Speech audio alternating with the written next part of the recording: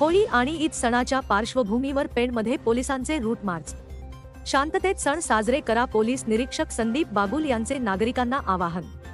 होळी, धुलीवंदन व ईद सणांच्या पार्श्वभूमीवर शहराची शांतता व सुव्यवस्था अबाधित राखण्याच्या दृष्टीने पोलिसांनी बुधवारी पेण शहरात रूट मार्च केले.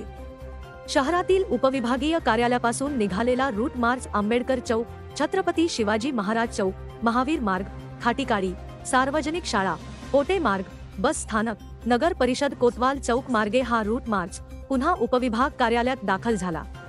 या रूट मार्च मध्ये पेण पोलीस ठाण्याचे पोलीस निरीक्षक संदीप बागुल, सहाय्यक पोलीस निरीक्षक निलेश राजपूत, पोलीस उपनिरीक्षक अस्मिता पाटील सामील झाले होते.